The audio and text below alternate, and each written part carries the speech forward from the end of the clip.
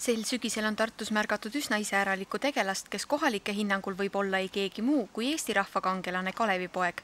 Inimesed on pöördunud kirjandusteadlaste poole, sest Kaarsilla kohal hõljub teravalt küsimus, kas Kreutzwald on eestlastele Kalevipoja olemuse kohta valetanud.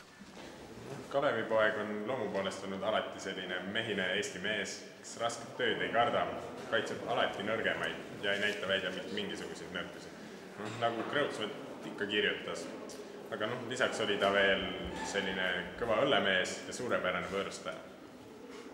Tegelikult oli Kalevipoeg ikkagi naine, aga tolleaegsed vaated ei oleks lubanud Kreutzwaldil kirjutada, et see on naisterahvas, sest et mõelge, millist furooris oleks tekitanud, kui oleks selgunud, et kogu Eesti rahva saatus lasub naise õlgadel.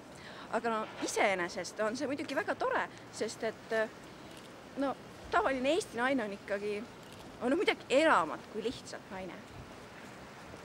Lisaks sellele, et kirjandusteadlased ei suuda Kalevipoja isikus ja omadustes kuidagi kokkuleppele jõuda, on segaduses ka tavalised tartlased, sest andmed kohatud Kalevipoja kohta on enam kui vastuolulised. Mina nägin teda tulemas seal Peipsi poolt. Lauad olid õlal, siil sibas kõrval ja rääkisid midagi lapiti löömisest. Pikk sihvakas meesterahvas ja väike siil.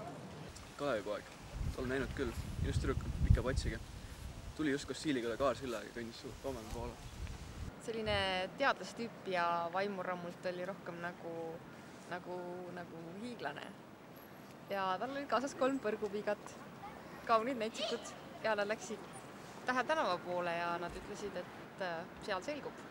Ja mis seal selgub, tundus nii põnev, et ma lähen ka vaatama.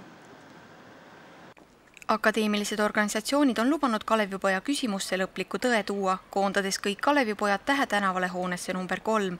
Nii pannakse lugu kokku nii, nagu Kreutzwald seda ei suutnud.